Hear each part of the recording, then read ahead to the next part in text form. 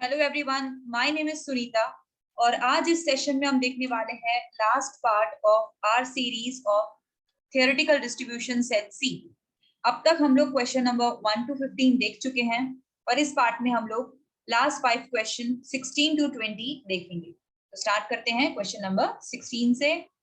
And इस question ये सारे क्वेश्चन अब जो बचे हैं वो नॉर्मल डिस्ट्रीब्यूशन के ही हैं। इसमें लिखा हुआ है कि salary of the workers is known to follow normal distribution with average salary of 10,000 and standard deviation of 2,000। तो आपके पास मीन और स्टैंडर्ड डेविएशन अवेलेबल है। If 50 workers receive salary of more than 14,000 find the total number of workers. ठीक है, अब यहाँ पे एक्चुअली कुछ उल्टा दिया हुआ है हमें। ठीक है, पहले हम इस डेटा को ले लेते हैं फिर इसे समझते हैं।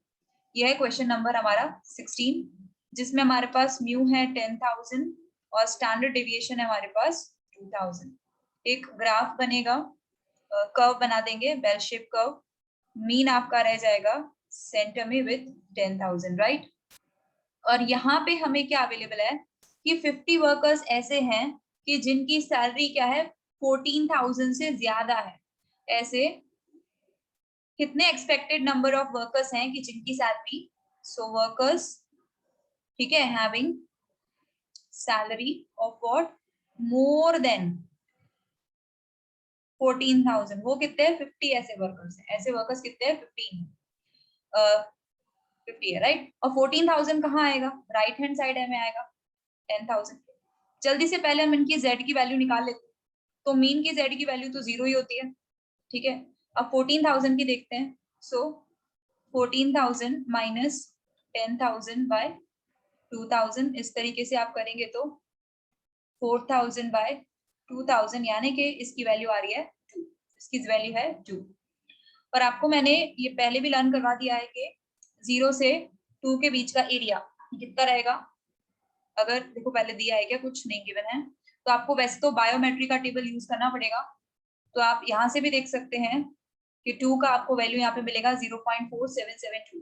ठीक है, ये टेबल है आपका Z टेबल। ठीक है, जाना पहचाना टेबल है आपका। सो यहाँ से भी आप देख सकते हैं 0 से 2 के बीच का एरिया आएगा 0.4772। नहीं भी तो आपको ये याद तो होना ही चाहिए। ठीक है, सो ये एरिया है हमारे पास 0.477, ये आपको मिल गया, राइट। लेकिन ये हमने क्यों ढूंढा, देखो इस क्वेश्चन में हमसे पूछा है total number of workers factory में कितने हैं, कैपिटल N पूछा है। और यहाँ पे हमें गिवन है एक्सपेक्टेड नंबर ऑफ वर्कर्स जिनकी सैलरी 14,000 से ज्यादा है, वो 50 है। तो याद होगा एक्सपेक्टेड वैल्यू हम कैसे निकालते हैं, हम करते हैं कैपिटल N इंटू PI। तो एक्सपेक्टेड वैल्यू ऑफ वर्कर्स की जिनकी वैल्यू कि जिनकी सैलरी 14,000 से ज्यादा है वो 50 है। यहाँ पे हमें 50 गिवन है। ठीक है, और परसेंटेज क्या है, ऐसे कितने वर्कर्स हैं कि जिनकी सैलरी 14,000 से ज्यादा है। देखो 14,000 से ज्यादा यानी ये एरिया, ये प्रोबेबिलिटी हम सर्च कर रहे हैं। तो आपको पता है कि ये टोटल जो है ये 0 से लेके इन पॉजिटिव इंफिनिटी, ये टोटल एरिया 0.5 होता है। ये टोटल एरिया कितना होता है 0.5, जिसमें से इतना एरिया 0.4772 है, तो रिमेनिंग एरिया कितना होगा ये हम कैसे निकालेंगे, हम करेंगे 0.5 माइनस 4,772। तो इसका आंसर आपको मिलेगा 0.0228। तो 14,000 से ज्यादा सैलरी हो इसकी प्रोबेबिलिटी हमें मिलती है 0.0228 और एक्सपेक्टेड नंबर हमें मिलता है 50। लेकिन ये तो हमने n की हेल्प से निकाला होगा, तो अब हम n ढूंढ सकेंगे। हम करेंगे 50 divided by 0.0228 should be equal to n, और इस केस में आपका n आएगा 2192.98 और जिसकी अप्रोक्सीमेट वैल्यू होगी 2.2193, राइट, 2193। ये हो जाएगा आपका आंसर। तो इस क्वेश्चन में हमें हमेशा एक्सपेक्टेड नंबर निकालना होता है, हमारे पास कैपिटल N दिया होता है, इसमें उल्टा है। इसमें हमें पहले ही बता दिया कि एक्सपेक्टेड नंबर ऑफ वर्कर्स जिनकी सैलरी 14,000 से ज्यादा है वो 50 हैं। आपको कैपिटल N ढूंढना है। सो अगर आपको बस ये फॉर्मूला पता है EX का, ठीक है, और आपके पास सभी वैल्यूज अवेलेबल हैं तो आप कर सकते हैं। एक्सपेक्टेड नंबर हमारे पास 50 था और प्रोबेबिलिटी कि सैलरी 14,000 से ज्यादा हो वो हमने ढूंढी 0.5 में से 0.4772 माइनस करके। That's it. This was question number 16. जल्दी से देखते हैं क्वेश्चन नंबर 17 क्या है।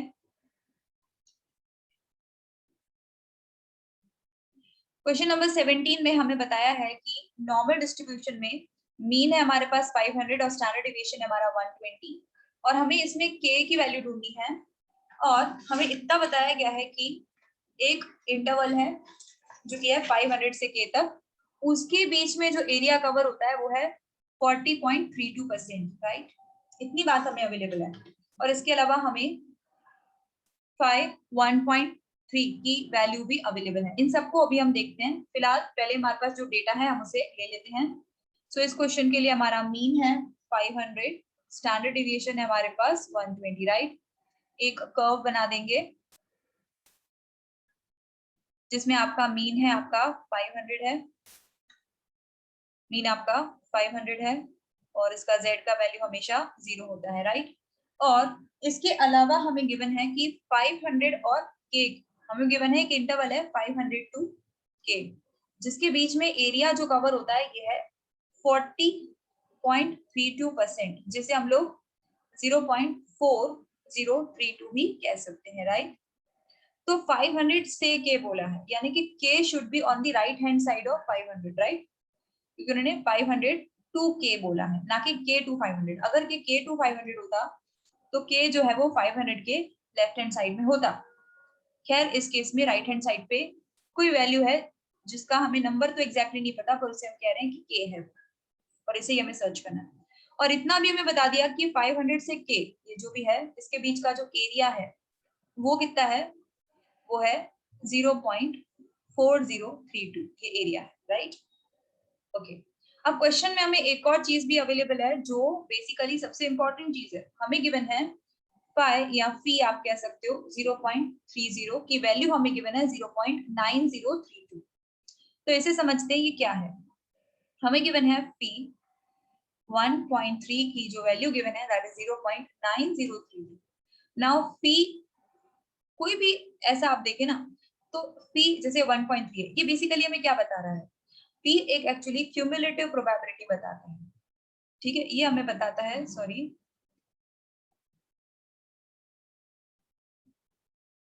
ये हमें बताता है क्यूमुलेटिव प्रोबेबिलिटी। फी 1.3 हमें बेसिकली बता रहा है the total probability from minus infinity to 1.3, ठीक है। माइनस इंफिनिटी से लेके के 1.3 जो z की वैल्यू है उसके बीच की प्रोबेबिलिटी हमें ये बता रहा है। अगर फी 1 होता तो वो हमें बताता माइनस इंफिनिटी से 1 के बीच की एरिया, ठीक है, समझ रहे हो। फी हमें ये बताता है माइनस इंफिनिटी से लेकर के इसके बीच का। ओके, सो अगर आप इसके लिए मैं एक अगर सेकंड ग्राफ बनाऊं फिर बाद में हम दोनों ग्राफ को साथ में स्टडी करेंगे। देखो 1.3 एक पॉजिटिव वैल्यू है यानी यहाँ पे कहीं पे होगी, ठीक है, क्योंकि यहाँ पे तो 0 होता है। और ये जो फी 1.3 है वो एरिया किसके बीच का है, माइनस इंफिनिटी से लेकर के ये कंप्लीट एरिया हमें गिवन है 0.9032 अवेलेबल है, राइट। और इतना तो हमें पता है कि ये एरिया 0.5 होता है और ये टोटल एरिया हमें दे दिया है 0.9032। तो ये एरिया हम ढूंढ सकते हैं ना, ये इतना सा एरिया, ये हम ढूंढेंगे 0.9032 से 0.5 माइनस करके, तो ये हमें मिलेगा 0.4032। और 0.4032 देखो ये तो तुम पहले भी देख चुके हो, तो ये दोनों को अभी तुम साथ में अगर देखो, ठीक है, यहाँ पे हम क्या पढ़ रहे हैं, यहाँ से हमें मिला कि 0 से 1.3 के बीच का एरिया कितना है 0.4032 और ऊपर हमें ऐसा पता चला कि 500 से k के बीच का एरिया है 0.4032। अगर हम इसे साथ में देखें, ठीक है, अगर हम इसे साथ में देखें तो क्या हो गया 0 और k की z की वैल्यू आप अभी समझ सकते हो क्या होगी, 1.3 ही तो होगी, क्योंकि 0 से 1.3 के बीच का एरिया क्या है 0.4032 और यहाँ पे हमें पता चल रहा है कि 0 से k के बीच का है, तो k की वैल्यू, k की z की वैल्यू आप 1.3 यहाँ पर पे ले सकते हो, ठीक है, क्योंकि उसी के 0 से लेकर के कोई तो k है ना जिसके बीच के एरिया क्या गिवन है 0.4032 और यहाँ पे आप अगर दोनों ग्राफ को साथ में रखेंगे तो आपको ये पता चलेगा कि k की जो z की वैल्यू है वो 1.3 है। ठीक है, सो ऐसे आपको मिल रही है कि k की z की वैल्यू तो हमें मिल गई, पर अभी भी हमें k का जो एग्जैक्ट नंबर है वो नहीं मिला है। कोई बात नहीं, हम z के फॉर्मूला से उसे ढूंढेंगे ना। z का फॉर्मूला आपको पता है x माइनस म्यू का स्टैंडर्ड डेविएशन होता है। यहाँ पे हमें जो भी कोई k है वो x वैसे हम लेते हैं, यहाँ पे हमें k लेना है। ठीक है, तो वो नहीं पता, लेकिन उसकी z की वैल्यू तो हमें पता चल गई, वो क्या है 1.3 है, राइट। और इस केस में ये चीजें भी हमारे पास ऑलरेडी अवेलेबल हैं, बस इसे हम फटाफट से सॉल्व कर लेते हैं। 1.3 into 120 is equal to k minus 500, so this is 156 is equal to k minus 500। तो k क्या होगा, वो मिल रहा है 500 plus 156, ये 656, ये हो गया आपका k, ये है आपका k। ठीक है, इसमें आपने दो अच्छी चीजें सीखी, एक तो ये p क्या होता है, यहाँ फाई क्या होता है। फाई जहां पे भी आप देखो, यानी कि वो क्यूमुलेटिव प्रोबेबिलिटी एरिया दे रहा है आपको, टोटल एरिया दे रहा है between minus infinity to that value. तो अगर आपको जीरो से अगर आपको 0 to 1.3 जानना हो तो आप सिंपली क्या करोगे, ये जो भी फी की वैल्यू है उसमें से आप 0.5 माइनस कर दो, तो आपको मिल जाएगी 0 से उस z की बीच की वैल्यू। तो वो हमने किया, तो हमें पता चला कि ये 1.3 जो है वो बेसिकली k जो नंबर है उसी की ही z की वैल्यू है, बिकॉज दोनों ग्राफ को साथ में रख रहे हैं तो हम ये चीज अच्छे से देख पा रहे हैं, राइट। ठीक है, बस फिर इसके बाद हमने z का फॉर्मूला लगा दिया और हमें आंसर मिल जाएगा। That's it. Okay, so this was all about question number 17। आप कैलकुलेशन एक बार अपने एंड से भी अच्छे से एक बार देख लेना। नेक्स्ट क्वेश्चन है क्वेश्चन नंबर 18, और ये क्वेश्चन काफी टिपिकल, काफी डिफरेंट सा क्वेश्चन है, बहुत ध्यान देना आपको।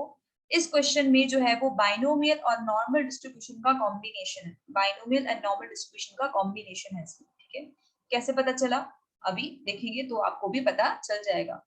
Average weekly food expenditure of group of families has a normal distribution. अब मीन गिवन है हमारे पास 1800 और स्टैंडर्ड डेविएशन है 300, यही हमारी काम की चीज होती है। ठीक है, और हमें निकालना है what is the probability that out of 5 families belonging to this group at least one has the food expenditure in excess of 2100, in excess of 2100। तो पहले तो आप क्या करो कि प्रोबेबिलिटी ढूंढ लो, इन एक्सेस ऑफ 2100 की प्रोबेबिलिटी आखिर क्या होती है। सो क्या हुआ, इसका मतलब क्या हुआ, देखो हम कर रहे हैं क्वेश्चन नंबर 18। यहाँ पे इस क्वेश्चन के लिए आपके पास म्यू अवेलेबल है 1800 और आपका जो स्टैंडर्ड डेविएशन है ये है 300। इसके अलावा अगर आप एक ग्राफ ड्रॉ करेंगे तो आप यहाँ पे 1800 लिखेंगे और 2100 डेफिनेटली इसके राइट हैंड साइड पे आएगा। तो 2100 से ज्यादा का एरिया, यानी ये एरिया पहले तो हम ढूंढ रहे हैं। ठीक है, एक्सेस ऑफ 2100, ठीक है, ये हम पहले ढूंढ रहे हैं। अब उसको ढूंढने के लिए पहले हमें इसकी z की वैल्यू चाहिए होगी 2100 की, तो पहले फटाफट से वो ढूंढ लेंगे। 2100 माइनस 1800 डिवाइडेड बाय 300 अगर आप करते हो तो this is 300 by 300 which is equal to 1, यानी इसकी z की वैल्यू है 1। अब वैसे तो हमें 0 से 1 के बीच का एरिया क्या होता है वो पता है, लेकिन इस क्वेश्चन में हमें गिवन है फी 1 की वैल्यू। ठीक है, हमें गिवन है इस क्वेश्चन में ऐसा गिवन है कि जो फी 1 है उसका एरिया है 0.84। मैंने आपको वैसे ही बताया फी 1 क्या बताएगा, एरिया बिटवीन इंफिनिटी टू 1 बताएगा। ठीक है, तो अगर आपको ये एरिया कितना बता रहा है, ये आपको एरिया बता रहा है, अगर ये 1 है, ये इंफिनिटी, ये टोटल एरिया आपको दे रहा है, टोटल एरिया है 0.84, और जिसमें से आपको पता है कि ये जो एरिया है, ये टोटल एरिया इन्होंने हमें बताया है कि ये 0.84 है। ठीक है, और सेंटर में 0 होता है, और 0 से माइनस इन्फिनिटी टू 0 के बीच का एरिया ये होता है ना, और टोटल हमें गिवन है 0.84, तो ये एरिया कितना हो गया, 0.84 माइनस 0.5 करोगे तो 0.34, यानी से 0 के बीच के 1 का एरिया इस क्वेश्चन के लिए हमें क्या लेना है 0.34, ये आप लेंगे 0.34। वैसे होता है 0.3413 होता है, इस क्वेश्चन के लिए आपको 0.34 लेना है। सिंपली जब भी आप P1 देखें तो ये होता है area between minus infinity to 1, अगर आपको 0 से 1 चाहिए तो सिंपली P1 में से आपको 0.5 माइनस कर देना चाहिए, आपको मिल जाएगा, डायरेक्टली मिल जाएगा। ठीक है, अब यहाँ पे हमें एक्सेस चाहिए था कि 2100 से ज्यादा, तो अगर ये टोटल क्या है 0.5 है, ये 0.34 है, तो ज्यादा वाली वैल्यू कौन सी होगी, 0.16 ही होगी ना। तो अब हमें प्रोबेबिलिटी मिल गई है कि जो एक्सपेंडिचर है वो अगर 2100 से ज्यादा है तो उसकी प्रोबेबिलिटी क्या है। तो प्रोबेबिलिटी कि एक्सपेंडिचर क्या होगा, 2100 रुपीज 2100 से ज्यादा होगा। ठीक है, ऐसे लिखते हैं, probability expenditure is more than 2100। इसकी प्रोबेबिलिटी आपको क्या मिली है, 0.16, राइट, 0.16 ये आपको मिली। अब इसका करना क्या है, ये क्यों ढूंढा, क्योंकि अब पढ़ो क्वेश्चन। अब ये कह रहा है what is the probability that out of 5 families belonging to this group. आपको याद होगा ये बहुत छोटा है, n क्या है यहाँ पे, बहुत छोटा है 5। ठीक है, तो हमें निकालना है। अब n छोटा किसमें होता है, आपको पता है बाइनोमियल में n क्या होता है, n इज स्मॉल होता है, n स्मॉल होता है, और p होता है लार्ज होता है, मॉडरेटली लार्ज होता है। ठीक है ना। अब यहाँ पे हमें गिवन है कि what is the probability that out of 5 families belonging to this group at least one family has food expenditure in excess of 500। कि फूड एक्सपेंडिचर 500 से 2100 से ज्यादा हो, ये हमारे लिए क्या है, सक्सेस है। फूड एक्सपेंडिचर 2100 से ज्यादा हो, ये हमारे लिए क्या है, सक्सेस है। और सक्सेस की प्रोबेबिलिटी आप ऑलरेडी ढूंढ चुके हो नॉर्मल डिस्ट्रीब्यूशन की हेल्प से, 0.16, राइट। कि एक्सपेंडिचर 2100 से ज्यादा हो, इसकी प्रोबेबिलिटी है 0.16। तो क्यू क्या होगा, क्यू होता है 1 माइनस पी होता है। तो क्यू की वैल्यू क्या होगी इस केस में, 1 माइनस 0.16 होगी, दैट इज 0.84। क्यू की वैल्यू इस क्वेश्चन में होगी 0.84। ठीक है, और एन है आपका 5। और हमें सक्सेस कितनी बार चाहिए, हमें चाहिए कि 5 फैमिलीज में से एटलीस्ट 1 फैमिली का एक्सपेंडिचर क्या हो, एटलीस्ट 1 फैमिली का एक्सपेंडिचर हो 2100 से ज्यादा। यानी कि हमें निकालना है प्रोबेबिलिटी कि x क्या हो, ग्रेटर देन और इक्वल टू 1, राइट। इन सभी वैल्यूज को मैं यहाँ पर ले लेती हूँ अभी। तो अभी आपको पता चला कि बाइनोमियल की हेल्प से अभी हमें निकालना है, जहां पे मेरा n है 5, मुझे निकालनी है प्रोबेबिलिटी कि x को ग्रेटर देन और इक्वल टू 1, और p और q की वैल्यू आपके पास है 0.16 एंड 0.84। अब p ग्रेटर देन और इक्वल टू 1 निकालना है, तो उसको निकालने के लिए हम करेंगे 1 minus p0, right. 1 minus p0 अगर हम कर दें तो हमें ये मिल जाएगा। सो 1 माइनस p0 कैसे निकालेंगे, बाइनोमियल की हेल्प से, क्योंकि n स्मॉल है p लार्ज है। ये होगा 0.16 और ये होगा 0.84 raise to 0 raise to 5, right. अगर आप इसकी वैल्यू को सॉल्व करते हैं तो ये देखो, ये 1 है, ये 1 है, और इसकी वैल्यू 0.84 रेज टू 5 की जो वैल्यू है दैट इज 0.4182 होती है। और अगर हम इसे माइनस कर दें तो ये मिलेगी 0.58, राइट। ये हो गया आपका आंसर, ये है आपका अल्टीमेट आंसर। देखते हैं ऑप्शन में है या नहीं। सो ऑप्शन में आपके पास ऑप्शन नंबर बी जो आपका करेक्ट आंसर है 0.582। एक बार अच्छे से इस क्वेश्चन को देखना, ये क्वेश्चन थोड़ा डिफरेंट है। इसमें आपको कॉम्बिनेशन दिखाई दे रहा है नॉर्मल और बाइनोमियल का। ठीक है, सो यही एक अलग सा डिफरेंट सा क्वेश्चन है जिसमें आपको कॉम्बो दिख रहा है नॉर्मल और बाइनोमियल का। सो पहले तो आपने प्रोबेबिलिटी निकाली है कि एक्सपेंडिचर 2100 से ज्यादा हो, उसकी प्रोबेबिलिटी आपको निकालनी है with the help of normal distribution, वो आपको मिल रही है 0.16। एंड देन आपने 5 फैमिलीज जो सिलेक्ट की हैं उसमें से हमें देखना है कि कम से कम एक फैमिली का जो एक्सपेंडिचर है वो 2500 से ज्यादा है। ये 5 फैमिलीज में n काफी स्मॉल है और p की वैल्यू क्या है, काफी लार्ज है। तो ऐसे केस में आप लगाएंगे बाइनोमियल डिस्ट्रीब्यूशन, राइट। तो इसीलिए हमने यहाँ पे क्या लगाया है, बाइनोमियल डिस्ट्रीब्यूशन, और वहां से हमने निकाल लिया वैल्यू। प्लीज ध्यान रख लेना, क्वेश्चन थोड़ा सा डिफरेंट सा है। देख लेते हैं क्वेश्चन नंबर 19। अभी ये है कि if the weekly wages of 5000 workers, अभी 5000 वर्कर्स समझ जाओ, ये कैपिटल N है, टोटल वर्कर्स 5000 है, और मीन अवेलेबल है और एसडी अवेलेबल है। मीन है 700, स्टैंडर्ड डेविएशन 50 है।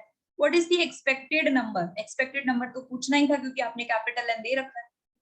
तो एक्सपेक्टेड नंबर निकालने के लिए हमें करना है capital N into P I, तो कैपिटल N तो है, पीआई देखना है, पीआई किसका ढूंढना है, प्रोबेबिलिटी के जो वेजेस हैं वो 660 से 720 के बीच के हों।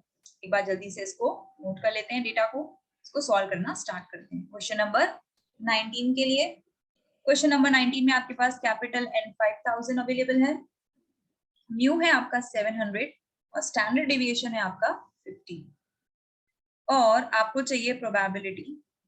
पहले मैं ग्राफ यहाँ पे ड्रॉ कर लूंगी।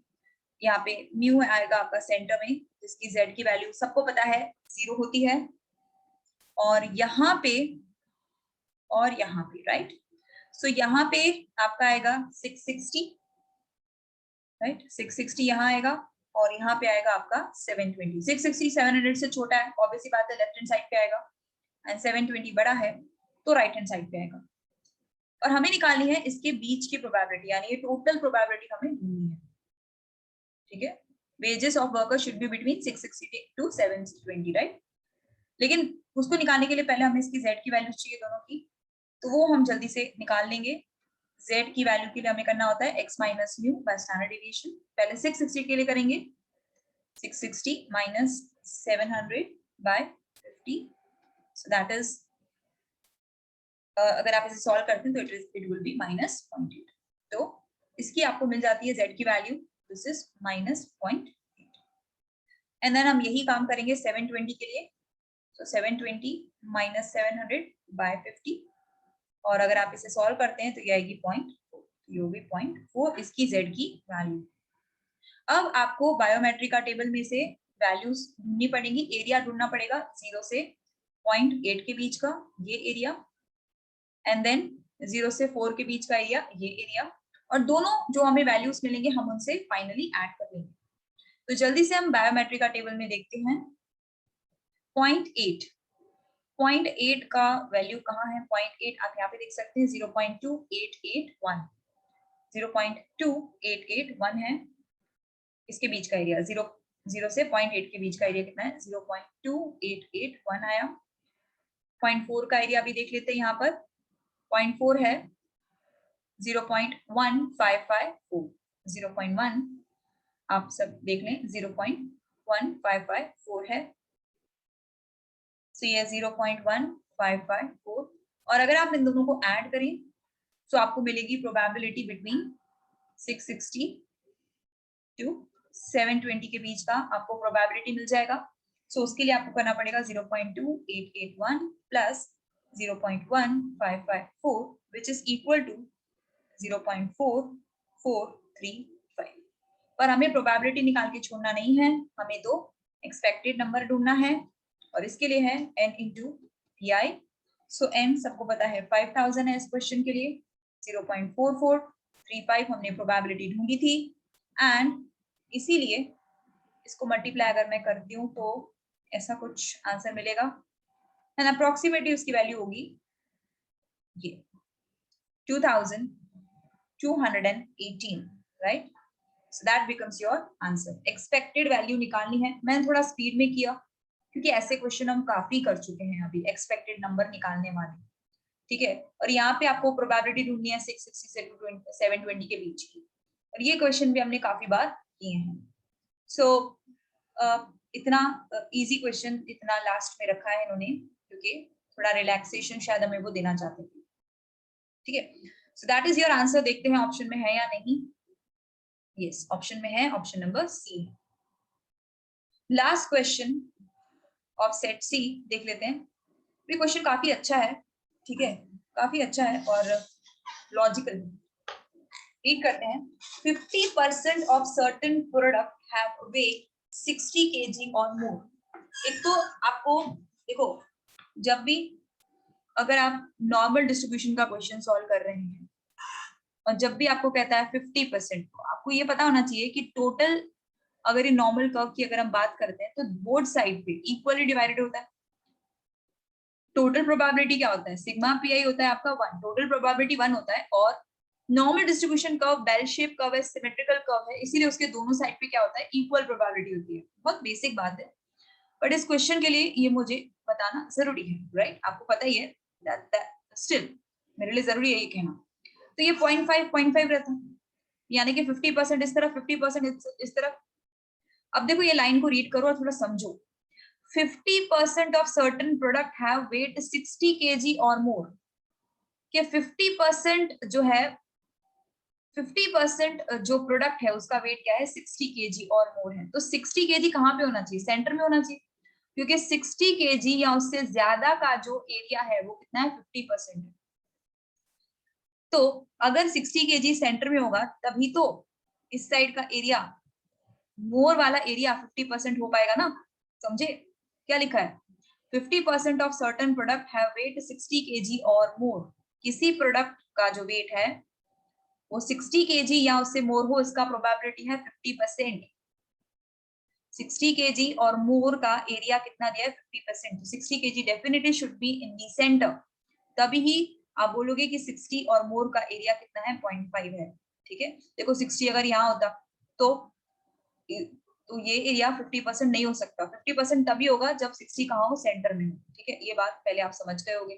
तो 60 आपका क्या है, मीन है, इनडायरेक्टली सेंटर में आप तो आपका मीन ही होता है ना, तो आपको इनडायरेक्टली मीन देके रखा है, क्योंकि मीन ही ऐसी वैल्यू है जिसके लेफ्ट और राइट साइड पे लेस देन और मोर देन वैल्यूज 50% रहती है, राइट। और यहाँ पे अगर आप देखो एक और चीज दिखी है, 10% हैव वेट 55 kg और लेस।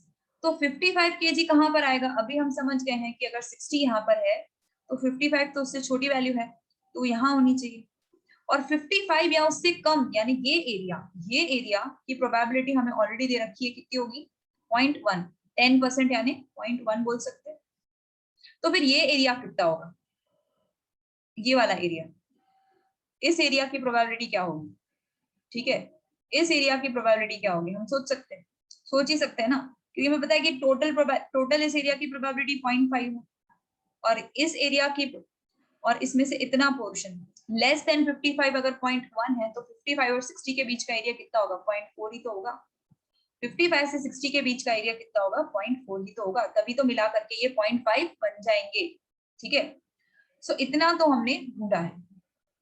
अभी क्या करना है हमें, अब यहाँ पे एक चीज और अवेलेबल है कि ढूंढना क्या है इस क्वेश्चन में, हमें ढूंढना है वेरिएंस ढूंढना है। तो स्टैंडर्ड डेविएशन मिल जाएगा तो उसका स्क्वायर कर देंगे। ठीक है, स्टैंडर्ड डेविएशन क्वेश्चन में अवेलेबल नहीं है, मीन इनडायरेक्टली गिवन था। यहाँ पे हमें ये चीज गिवन है, बहुत ध्यान से इसको हम देखेंगे।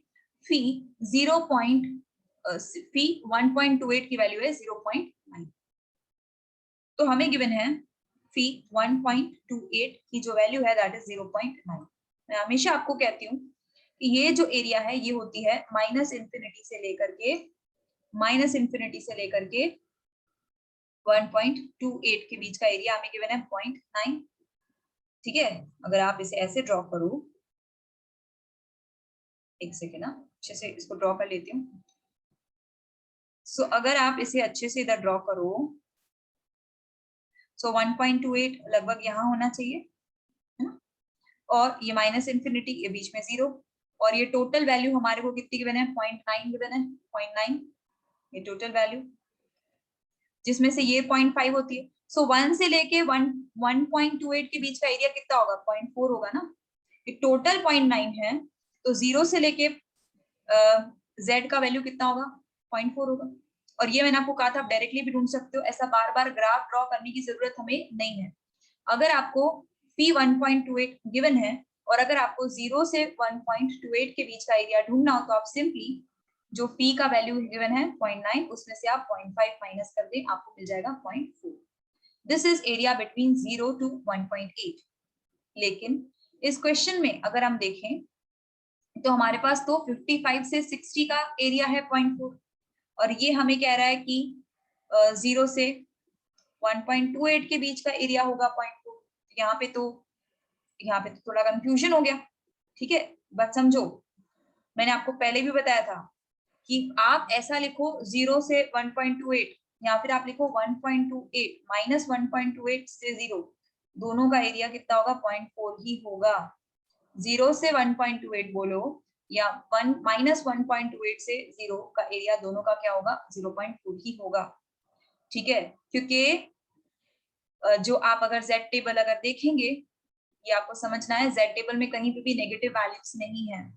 ठीक है, सो देखो अगर आप 0 से 1 के बीच का एरिया देखो तो दैट वुड बी 3413, 0.3413। एंड उसी तरीके से -1 to 0 के बीच का एरिया भी कितना होगा, 0.3413 ही होगा। ठीक है, ये बात हमें समझनी है, नेगेटिव वैल्यूज हमारे पास अवेलेबल नहीं होती है। तो यहाँ पे इसका मतलब है कि -1.28 से 0 के बीच का एरिया कितना हो गया, 0.4 हो गया। तो 0 तो ये है, तो पक्का इसकी वैल्यू क्या होगी, -1.28 ही होनी चाहिए, क्योंकि -1.28 से लेकर के 0 के बीच का एरिया है 0.4, और यहाँ पे हमें पता है कि 55 से लेकर के 60 के बीच का एरिया है 0.4। तो दोनों को अगर हम साथ में स्टडी करें तो इतना पता चलता है कि जो 55 है उसका z का वैल्यू क्या होना चाहिए, पक्का -1.28 होना चाहिए। देखो नेगेटिव साइन डालना, क्योंकि 55 जो है वो 60 से कम है, तो उसका z का वैल्यू नेगेटिव ही होगा। इधर 1.28 करोगे तो गलत होंगे तुम्हारे कैलकुलेशन।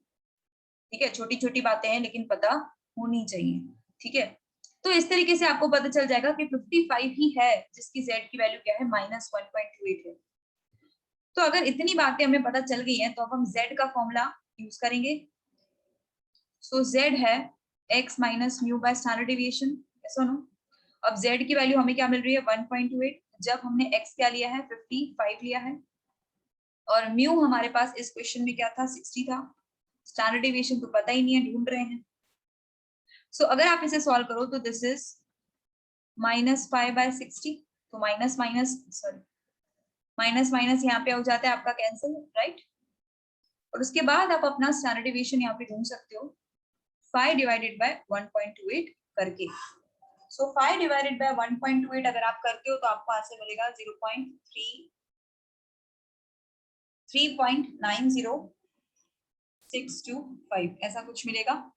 ठीक है, ये होगा आपका स्टैंडर्ड डेविएशन। आप इसका स्क्वायर कर लें। अगर आप इसका स्क्वायर करते हैं, राइट, सो यस, तो स्क्वायर करने से मुझे वैल्यू मिल रही है 15.25, राइट। 15.25 मुझे मिल रहा है वेरिएंस, राइट। देख लेते हैं ऐसा कुछ ऑप्शन में है या नहीं। सो ऑप्शन में सबसे ज्यादा 15.25 से सबसे ज्यादा जो मुझे क्लोज वैल्यू लग रही है वो ये लग रही है 15.21। वो 15.25 से बहुत ज्यादा क्लोज है, ठीक है, compare to the other values given. तो ऑप्शन ए ही हो जाएगा आपका आंसर इस क्वेश्चन के लिए।